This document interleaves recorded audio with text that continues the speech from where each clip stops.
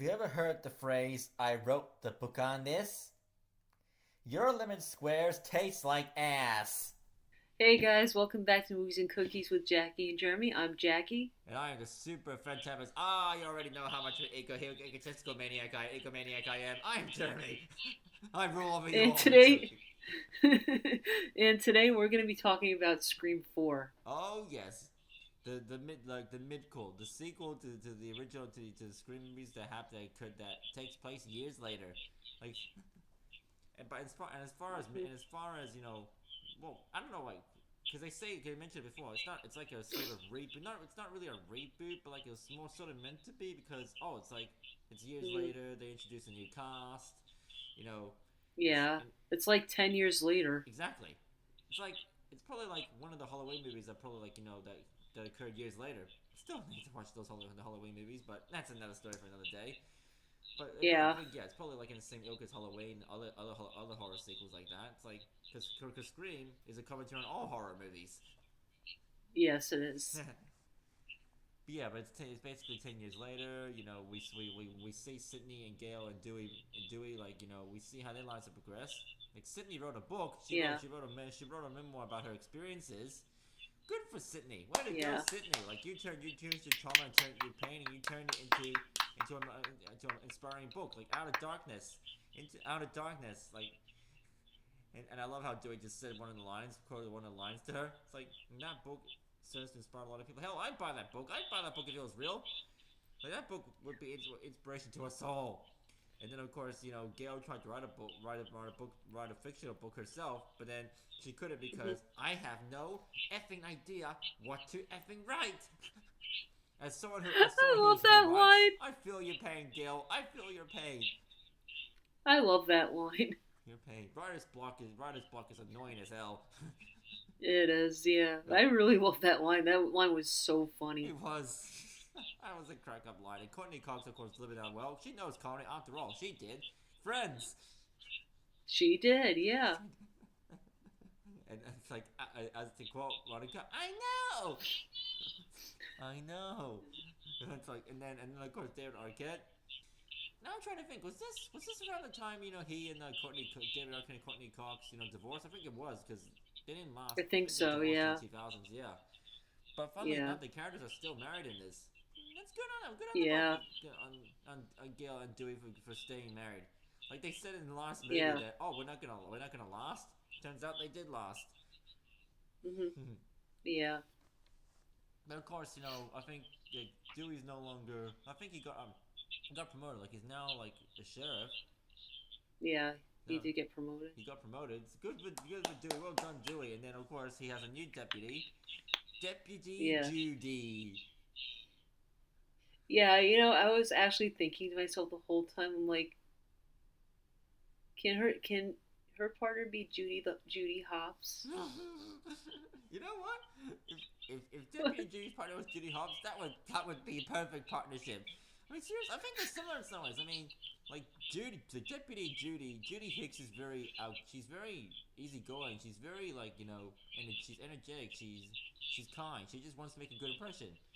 And Judy Hopps, she's Hmm. the same way. She's energetic. She wants to make a good impression, and she's very motivated to solve crimes. Put them both together and give them their own spin-off. They will do fantastic together. The both of them, and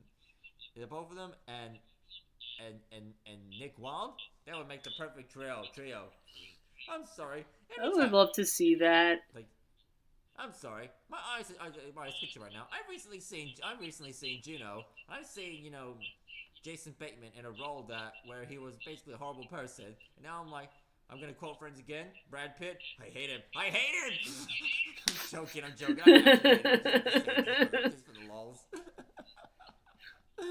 I don't actually hate Jason Bateman. He's a terrific actor. Like I have nothing against him. He just played the fact the role he played in Juno shows how much of a terrific actor he is.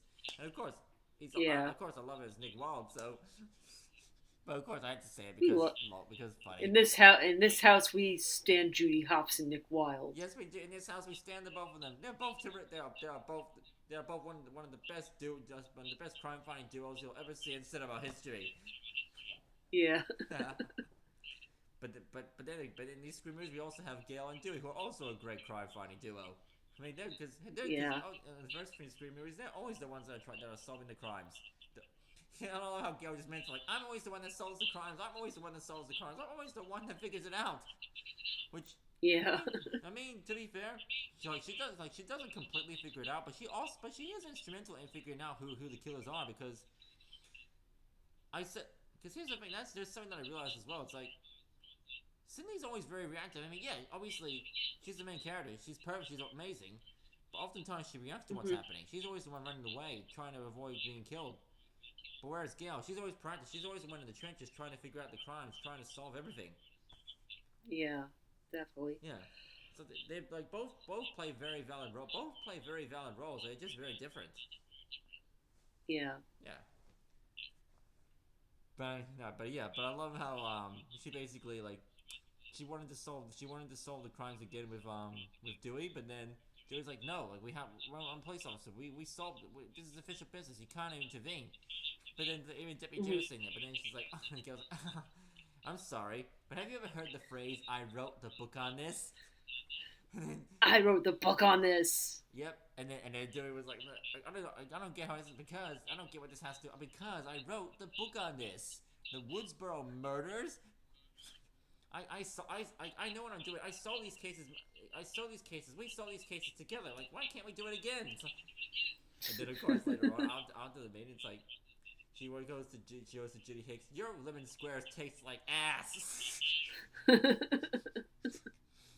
I think she probably stood out of anger because Judy was making like lemon squares for Dewey, but then Dewey's like, I'm not gonna try, but it's okay. She was like, it's not like you're cheating on your wife if you're eating my lemon squares. Cheating on my diet.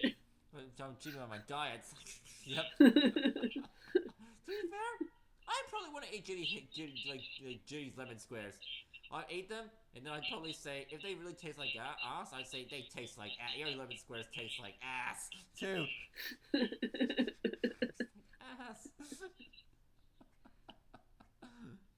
But then here's the thing, like, basically, it's like, after 10 years, and then we see, after 10 years, even with Sydney writing her book and moving on with her life, Ghostface comes back once again.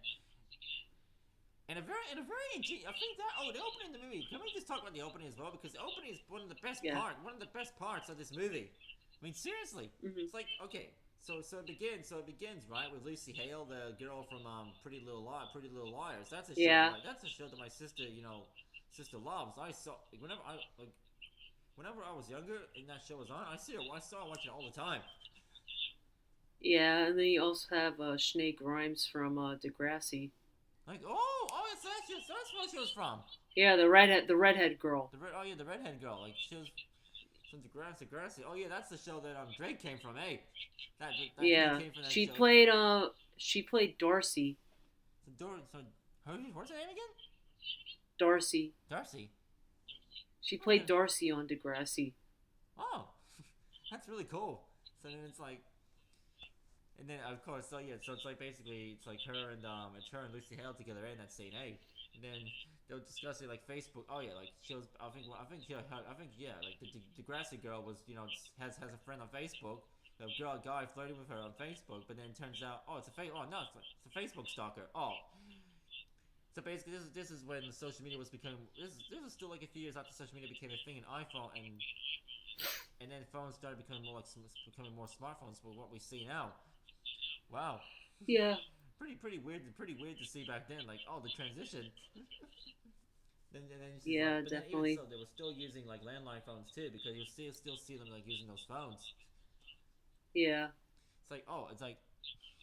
And then after that, and then then the killer was just talking to them both, and then Lucy Hale's like, it's a prank, and then Grace goes like, no, don't open the door, don't do this. But then she opens the door anyway. She looks and like, see, there's no killer. That's because I'm right behind. That's because I'm not outside. That's because I'm inside. And then obviously kills Degrassi girl, and then kills Lucy Hale. It's like, but then it turns out it was a stab movie.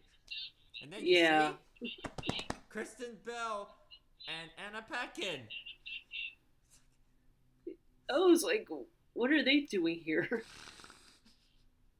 I mean, Scream 2 got Portia de Rossi, like Ellen DeGeneres' wife. Yeah. And they also got Buffy herself. So why can't they have? And Scream 3 had Carrie Fisher, and Parker Posey, Hmm. and Kevin's and Jane Silent Bomb. So why can't they have like Kristen Bell and Anna Paquin? Why not? Why not? Yeah. Yeah, we got Rogue and Anna. Yep, we got Rogue and Anna for sure. Rogue and Anna.